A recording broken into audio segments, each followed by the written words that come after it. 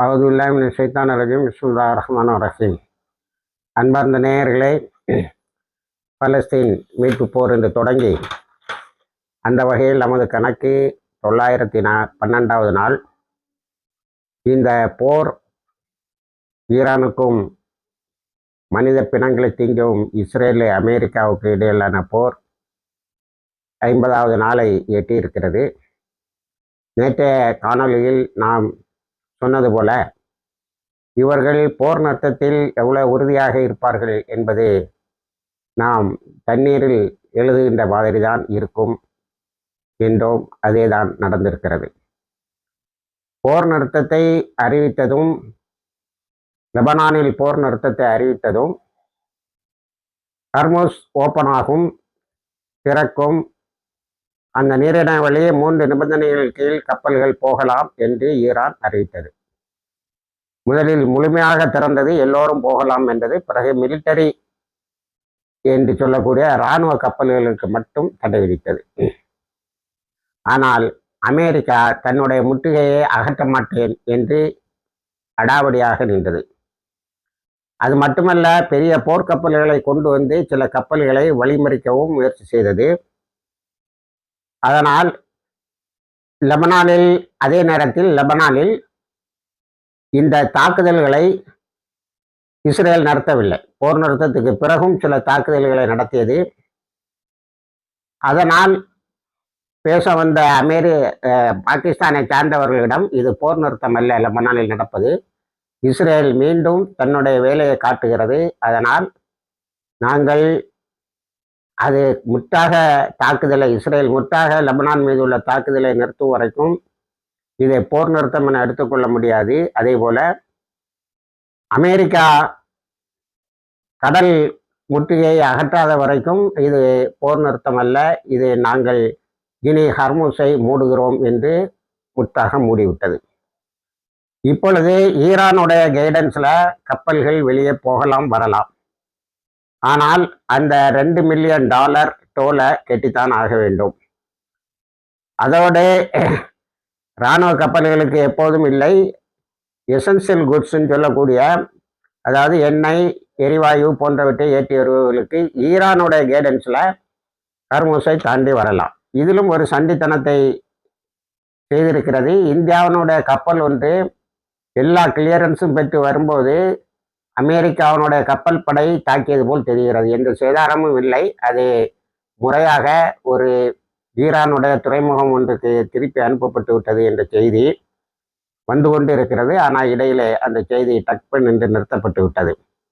இப்போ என்சோவர் என்று சொல்லக்கூடிய அந்த பெரிய கப்பலை அமெரிக்காவினுடைய ஃப்ளீட், அதாவது கப்பல் கூட்டத்தை ஈரான் தாக்கி இருக்கிறது. அதனுடைய மேல் தளம் அழிந்திருக்கிறது. அமெரிக்கா வந்து அன்னோன் ப்ரொஜெக்டைல்ஸ் என்று சொல்லுகிறது, ஏதோ வானத்திலிருந்து வந்து தாக்கியது, அந்த கப்பலினுடைய மேல் தளம் எரிந்தது என்று. ஈரான் நான் தான் தாக்கினேன் என்று சொல்லவில்லை, ஆனால் கப்பல் எரிந்தது. அதில் இருந்த மாலுமிகளும் சிப்பந்திகளும் பலர் காயம்பட்டனர். சிலர் ரொம்ப சீரியஸாகவே காயம்பட்டு இருக்கிறார்கள்.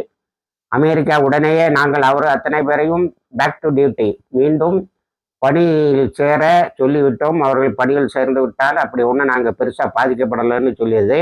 ஆனால் இந்த என்சோவர் யுஎஸ்எஸ் டி என்சோவர்னு சொல்லக்கூடியது ஏற்கனவே செங்கடலுக்கு வந்து நல்ல அடி வாங்கி ஒன்றுமில்லாமல் ஆகி போனது. இப்பொழுது அமெரிக்காவினுடைய முற்றுகை பணியில் இருந்து அது பின்வாங்கி சென்றிருக்கிறது. அப்படியானால் அது பயங்கரமாக அடி வாங்கியிருக்கிறது என்றுதான் அர்த்தம். அதை நியூக்ளியர் பவர்டு என்று சொல்லுகிறார்கள். அடுத்தது இன்னும் 2 கப்பல்களை அடித்து இந்த 2 அமெரிக்க கப்பல்களை தாக்கி அது கடலிலே மூழ்கி இருக்கிறது. எனக்கு தெரிந்து நமது கணக்குப்படி இதுவரை 4 கப்பல்கள் கடலில் மூழ்கி இருக்கின்றன. ஆனால் அமெரிக்கா எதையுமே ஒத்துக்கொள்ளவில்லை. ஆனால் ட்ரம்ப் அவர் ரொம்ப ஃப்ரஸ்ட்ரேட் ஆகி ரொம்ப விரக்திக்கு உள்ளாகி பல பொய்களை சொல்லியிருக்கிறார். ட்ரம்பினுடைய 7 பொய்களும் ஈரானியுடைய 7 மறுப்புகளும் என்று ஒரு செய்தி இணையதளத்தில் வந்து கொண்டே இருக்கிறது. ட்ரம்ப் சொல்வது எல்லாமே பொய்யாக இருக்கிறது.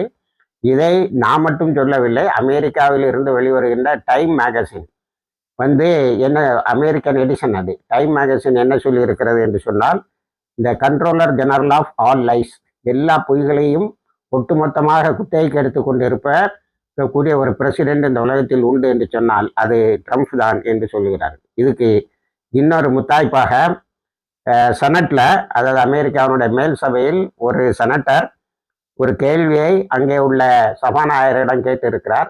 அவருடைய ட்ரம்ப்புடைய மென்டல் ஹெல்த்தை பற்றி லேட்டஸ்ட் மெடிக்கல் ரிப்போர்ட் எதுவும் உண்டான்னு. அவர் மென்டல் ஹெல்த்தை பற்றி லேட்டஸ்டாக எதுவும் எடுக்கலை, ஆனால் அவர் மென்டலாக ஸ்டேபிளாக இருக்காரு, மன ரீதியாக அவர் பாதிப்புக்கு உள்ளாகவில்லை என்று சொல்லி இருக்கிறார்கள். இல்லை, அதை திரும்ப பார்க்கணும் அப்படின்றாங்க. இப்போ ட்ரம்புக்கு மன ரீதியான சில சோதனைகள் நடக்கும். இந்த ஆர்டிகிள் 25, அவங்க கான்ஸ்டியூஷனுடைய ஆர்டிகிள் 25 படி மென்டல் பேலன்ஸை இழந்தால் அவர் பதவியிலிருந்து நீக்கப்பட்டு துணை பிரதமர் ஜேடி வான்ஸ் வந்து அங்கே உட்காருவார். இப்போ ட்ரம்ப்பை அழிய மாட்டான்னு கேட்கக்கூடியவங்களுக்கு நாங்கள் ஒன்று சொல்ல விரும்புகிறோம். ஏற்கனவே நம்மளுடைய சேனலில் அதை நீளமாகவே சொல்லிவிட்டோம். ரிப்பப்ளிக்கன் டெமோக்ராட்ஸ் இந்த 2 பார்ட்டியும் தான் அங்கே பெருசாக அலோவ் பண்ணப்பட்ட கட்சிகள். இந்த கட்சிகளில் இருந்து எவனா ஒருத்தன் தான் பிரசிடண்டாக வருவான். எல்லாரும் இஸ்லாமோபோபியான்னு சொல்லக்கூடிய இஸ்லாத்தின் மீது வெறுப்பும் ஈரான் மீது வெறுப்பும் உண்டு. அவர்கள் யாரும் பதவி மாறுவதால் இந்த முஸ்லிம் சமுதாயத்தினுடைய முஸ்லிம் உலகத்தின் மீது உள்ள கொள்ளைகள் நிற்பதில்லை, தாக்குதல்களும் நிற்பதில்லை. அதே போல் இவன் போனால் ஜேடி வான்ஸ், அவன் தான் எல்லா பேச்சுவார்த்தையும் கெடுத்துட்டு இஸ்லாமாபாத்தில் பேச்சுவார்த்தைகளை கெடுத்து விட்டு போனவர். ஆகவே யார் வந்தாலும் இதுதான் நடக்கும் என்பதுதான் மிக முக்கியமான ஒரு கருத்து. அதை நாம் மனதில் கொள்ள வேண்டும். அடுத்து யுஎஸ்எஸ் ஜெரால்டு ஃபோர்டு, உங்களுக்கு நல்லா தெரியும். இப்போ வந்து ஈரான் அடி வாங்கிட்டு போச்சு. முதல்ல லாண்டரியில் பட்டதுன்னானோ, அப்புறம் உள்ளே எரிஞ்சு போச்சுன்னானோ, அதுக்கப்புறம் அதை வந்து நாங்கள் ரிப்பேர் பண்ண கூப்பிட்டு போகிறோம்னானோ, இப்போ அதை ரெட் சீக்கு அனுப்புகிறானா. ரெட் சீ வழியாகவும் எதுவும் போகக்கூடாதுன்னு அதை ஹூத்திஸ் வந்து எழுதக்கூடியவங்களே, இந்த யுஎஸ்எஸ் ஜெரால்ட் ஃபோர்டு ரெட் சீக்கு வந்ததுங்கிறத எழுதக்கூடியவங்களே என்ன சொல்லி எழுதுகிறார்கள் என்று சொன்னால், ஹூத்திஸ்ட் அடி வாங்கிறதுக்கு ஒரு கப்பல் இல்லைல்ல, அதனால தான் இது வருது அப்படின்னு. ஆகவே ஹூத்திஸ் அதை பார்த்து கொள்வார்கள். அடுத்தது நியூயார்க் டைம்ஸ் ஒரு அறிக்கையை வெளியிட்டு இருக்கிறது. பெரும்பாலும் அது பென்டகனுடைய அறிக்கையாக தான் இருக்கும். ஈரானுடைய எந்த மிசில்ஸ் கெப்பாசிட்டியும் அழிந்து போகவில்லை. ஏப்ரல் மாதத்தில் மட்டும் அவங்க புதுசாக சில மிசில்களை டெவலப் பண்ணி வச்சுருக்காங்க. அது ஆயிரக்கணக்கான கிலோமீட்டர் தூரத்தில் போகுது. ஆனால் ஈரானை சீண்டி பார்த்தால் நாம் இன்னும் அசிங்கப்படுவோம் என்று சொல்லி இருக்கிறது. அடுத்தது ஈரான் வந்து ஒரு பெரிய அறிவிப்பை செய்திருக்கிறது. நமக்கே ஆச்சரியமாக இருக்கிறது. இந்த உடைக்கப்பட்ட பாலங்கள், உடைக்கப்பட்ட ரோடு, இந்த ரிஃபைனரிஸ் எல்லாத்தையும் அது சரி கட்டி விட்டது. 48 மணி நேரத்தில் நாங்கள் சரியாக்கிட்டோம்னு சொல்கிறாங்க. அடுத்தது 6 இடங்களுக்கு ஈரானுடைய ஏர்வேஸ், அதாவது ஈரானுக்குள்ளால ஈஸ்ட் டு வெஸ்ட், ஈரானுடைய கிழக்கிலிருந்து மேற்கு பகுதி வரைக்கும் எல்லா விமான தளங்களும் இயங்கும். விமான போக்குவரத்துகள் 4 முகமாக அவை இயக்கப்படும். முதல் ஃபேஸு நடந்துட்டு இருக்கேன்னு சொல்கிறேன். அப்போது வான்வெளியில் அது போதுமான அளவுக்கு அது சம்பந்தமான பழுதுகளை சரி செய்து விமானங்களை பறக்க விட்டு இருக்கிறது. இது ரொம்ப ஸ்பீடாக வந்து அது ரெக்கவர் பண்ணியிருக்கு. இதில் ஊர்ஜிதம் செய்யாத ஒரு தகவல் என்னன்னா, அரபு நாடுகளிடம் அவர்கள் கேட்ட அந்த ரிப்பரேஷன்ஸ், அந்த இழப்பீடுகள் சிலது வந்திருக்கிறது என்று சொல்லுகிறார்கள். அல்லாமலும் இப்போ நம்ம முந்தைய காணொலியில் சொன்ன மாதிரி ஈரானுக்கு ஆயிலை தாராளமாக விற்க முடியுது. சைனா வந்து ஈரான் ஆயுதத்தை கொடுத்து எண்ணெயை பெற்றுக்கொள்கிறது. ரஷ்யாவும் எண்ணெய் வாங்குகிறது. அதனால் அதாவது பொருளாதார தடையில் இருந்த காலத்தை விட அதிகமான அளவுக்கு அவர்களால் வியாபாரம் பண்ண முடியுது. யுவான் வழியாக பேமெண்ட்டுங்கிறதுனால சைனாவும் ரொம்ப பிஸியாக இருக்கு. ஏன்னா நான் ஏற்கனவே சொன்னது போல் ஜப்பானும் யுவானில் பே பண்ணுறேன்னு சொல்லிடுது. அதனால் ஈரான் ஓரளவுக்கு தன்னை தாக்கு பிடிக்கக்கூடிய அளவுக்கு வந்திருக்கிறது. இருந்தாலும் ஏற்கனவே நான் உங்களுக்கு விளக்கமாக சொன்னது போல் அது ஒரு ரெசிஸ்டன்ஸ் எக்கானமி தான். ரொம்ப சிக்கனமாக தான் அவருடைய செலவுகள் இருக்கும். ஆக ஈரானுடைய கை ஓங்கி இருக்கிறது. அமெரிக்கா தன்னுடைய முற்றுகையை மாற்றவில்லை என்றால் பேச்சுவார்த்தையே இல்லைன்றாங்க. அடுத்தது ரொம்ப தெளிவாக IRGC முஸ்தபா அலி காமனி அவர்களுடைய பெயரில் ஒரு அறிக்கை விட்டு இருக்கிறது. அமெரிக்கா முதலில் ஒத்துக்கொண்ட 10 நிபந்தனைகளுக்கும் பின்னாடி தான் பேச்சு. அந்த 10 நிபந்தனைகளை அப்படியே ஒத்துக்கணும், அதுக்கு பிறகுதான் பேச்சு. அதனால நீங்க நியூக்ளியர் இதுதான், நீங்க அணு ஆயுதத்தை பத்தி தான் பேசுவீங்கன்னா நாங்க அணு ஆயுதத்தை தயாரிக்க மாட்டோம். ஆனா யுரேனியம் என்ரிச்மெண்ட் எங்களுக்கு உட்பட்டது. அதை ஐஏஇஏன்னு சொல்லக்கூடிய international atomic energy agency inspect பண்ணிக்கலாம். ஆனா அதை எந்த நிலையிலும் இந்த உரிமையை நாங்கள் விட்டு தர மாட்டோம். இதையெல்லாம் ஒத்துக்கிட்டா இஸ்லாமாபாத்தில் பேச்சு. இப்போ நாளைக்கு இஸ்லாமாபாத்தில் பேச்சு இருக்கதா இருந்தது. இப்போ அமெரிக்காவினுடைய சண்டித்தனங்கள் அதிகமாக போனதுனால ஈரான் எதையுமே நான் ஒத்துக்க மாட்டேன், நான் இன்னொரு யுத்தத்துக்கு தயாராகி விட்டேன் என்று சொல்லி இருக்கிறது. அடுத்தது ஈரானுடைய சோம் போட்ஸ்ன்னு சொல்லக்கூடிய, அதாவது நீருக்கு அடியில் மூழ்கி சொல்லக்கூடிய கப்பல்கள் பல தாக்குதல்களை நடத்தி அதை ஃபாஸ்ட் போட்ஸ்ன்னு சொல்ல ரொம்ப ஸ்பீடாக போய் தாக்கக்கூடியவை. அந்த நிறைய அமெரிக்காவினுடைய சின்ன சின்ன கப்பல்களை அடித்தும் இருக்கின்றன, விரட்டியும் இருக்கின்றன என்ற செய்தியும் கொண்டு இருக்கிறது. ஆகவே மேரிடைம் சூப்பர்மசியும் கூடுது. ஈரான் சொல்லியிருக்குது அமெரிக்காவினுடைய பிளாக்கேடுன்னு சொல்ல அந்த முற்றுகைன்னு பார்க்கக்கூடாது, கடல் கொள்ளை என்று பார்க்க வேண்டும். சில கப்பல்களை அதை கொள்ளையடிக்கவும் தயாராக இருக்கிறது, அதனால்தான் நாங்கள் தாக்குகிறோம் என்று தங்கள் தாக்குதலை நியாயப்படுத்தி இருக்கிறது. அடுத்தது லெபனானை பொறுத்த வரைக்கும், லெபனானுடைய ஹிஸ்புல்லா சொல்லிட்டு இஸ்ரேலோட நேராக பேச மாட்டோம்.